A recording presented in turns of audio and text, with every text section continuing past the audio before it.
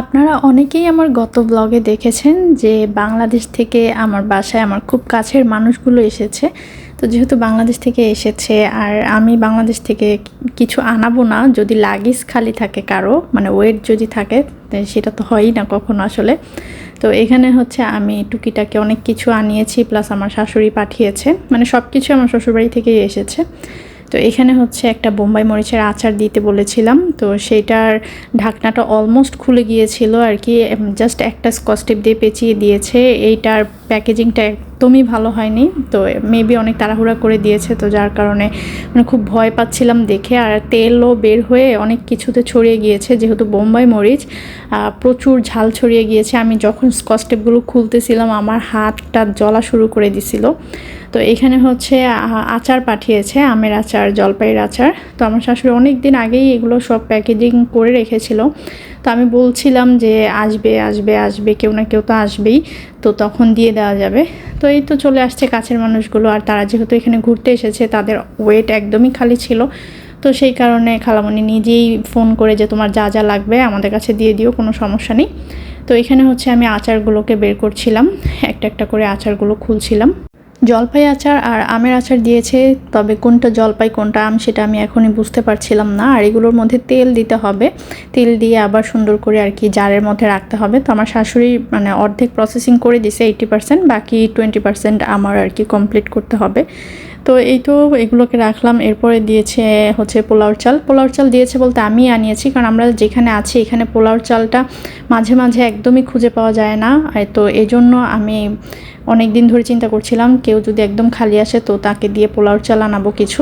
তো এখানে প্রায় 4 কেজির মতো পোলাওর চাল আনিয়েছি। আর মালয়েশিয়াতে মাঝখানে হচ্ছে পোলাওর চালের আকাল পড়ে গিয়েছিল, কোথাও খুঁজে পাওয়া যাচ্ছিল না। আর যেখানে পাওয়া যাচ্ছিল অনেক দূর দূর দোকানগুলোতে দামও অনেক বেশি বাড়িয়ে দিয়েছিল, তো হাতের কাছে পাওয়া যাচ্ছিল না বলেই দেশ থেকে আনানো। তো এখানে হচ্ছে আমি কোকোলা নুডলস আনিয়েছি, একদম এগুলো ভেঙে চুরে গিয়েছে। এই যে দেখুন এখানেও কিন্তু তেল লেগে গিয়েছে, আচারের তেল। আর কিছু চাউমিন বানানোর জন্য আর কি নুডলস এনেছি, কারণ এখানে চাউমিন রান্নার যেই নুডলসটা আমাদেরকে স্প্যাগেটি দিয়ে রান্না করতে হয়, তো আমার কাছে স্প্যাগেটি দিয়ে সেই আসল টেস্টটা আসে না। তো আমি বলেছিলাম যে চাউমিনের জন্য আলাদা বাংলাদেশ থেকে নুডলস পাঠাতে, তো সেটাই হচ্ছে পাঠিয়েছিল। তো এগুলোকে আলাদা করে আমি রাখছিলাম, আর মানে এমনভাবে তেল ভরেছে ধরতেও কষ্ট হচ্ছিল। আর ততক্ষণে হাত বললাম যে জ্বালা পোড়া করা শুরু করেছে, তারপরে কেচি দিয়ে কাটা শুরু করেছে তাড়াতাড়ি করে। এরপরে হচ্ছে এইটার মধ্যে কি ছিল ঠিক খেয়াল নেই আমার, বের করছি একটা একটা করে। তো এটার মধ্যে হচ্ছে ছিল যতটুকু সম্ভব মানে ধারণা, আচার ছিল আমার জন্য।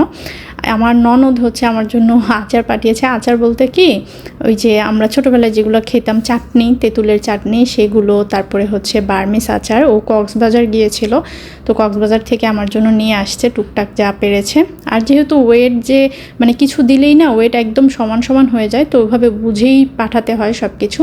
তো এই তো সেই ছোটোবেলার কথা মনে পড়ে গেছে দেখে, যে একদম মানে ছোটোবেলায় সারাক্ষণ এগুলো খেতেই থাকতাম। তো এই তো এগুলো পাঠিয়েছে, সাথে ছিল হচ্ছে বার্মিস আচার, আর একটা খেজুরের প্যাকেট ছিল। আমার ননদের ননদ আবার সৌদিতে গিয়েছিল, তো সৌদি থেকে খেজুর এনেছে, সেগুলো আমার শাশুড়ি মানে আমাদের জন্য দিয়েছিল, তো আমার শাশুড়ি এখন পাঠিয়ে দিয়েছে।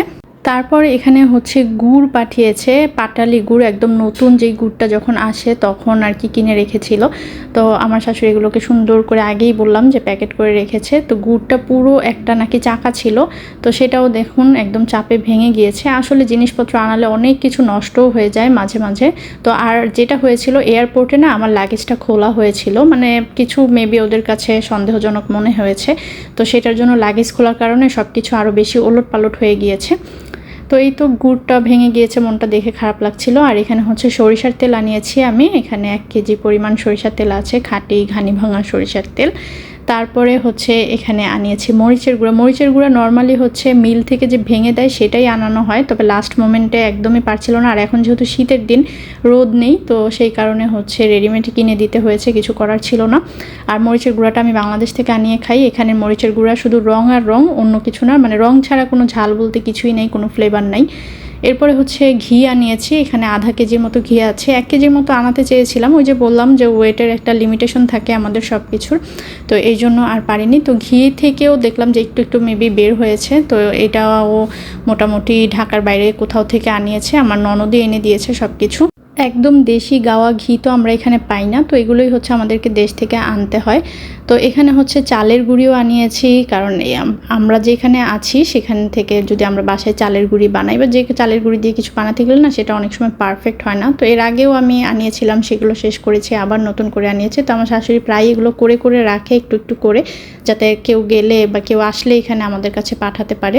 তো এখানে প্রায় 2-2.5 কেজির মতো হবে চালের গুঁড়ি আছে। তো এগুলো দিয়েই যে এখন যেহেতু শীতকাল চলছে একটু একটু করে পিঠা বানাবো, যদিও আমি পিঠা বানিয়েছি কিছু, তারপরেও বানাবো। আর এখানে হচ্ছে অমূল্য সম্পদ, যেটা ছাড়া হয় না, এটা আপনাদের ভাইয়ার আর কি একটা মেডিসিন, যেটা আমি দেশ থেকে আনাই। তো আপনাদের ভাইয়াই আর কি দেশ থেকে আনায়। তো ওর মেডিসিনগুলো খুব ইম্পর্টেন্ট ছিল আনাটা। তো ওর মেডিসিনগুলো চলে আসছে, খুব খুশি এটাতে, কারণ মাঝখানে মানে খুব ইয়েতে পড়ে গেছিলাম আমরা যে মেডিসিনগুলো না আনতে পারলে একটা সমস্যা হয়ে যাবে। তো এরপরে হচ্ছে এখানে বেকারির বিস্কিট, আপনার ভাইয়া আর কি আমার শাশুড়িকে বলেছিল যে বেকারির যে চিনি টোস্ট বিস্কিটটা আছে সেটা যাতে পাঠায়, কারণ না এখানের যে বিস্কিটগুলো বেশিরভাগই ক্রিম বিস্কিট, তো ক্রিম বিস্কিটগুলো না আমাদের খেতে ভালো লাগে না, যেগুলো আয়াত খেতে খুব পছন্দ করে। তো যার কারণে মানে আমাদের মনের মতো বিস্কিট আমরা এখানে খেতে পারি না। তো এখানে হচ্ছে চিনি টোস্ট যেটা, সেটা ছিল। এটা আপনাদের ভাইয়ার জন্য, মানে 2 দিনও যাবে না, সে খেয়ে দিয়ে শেষ করে ফেলবে।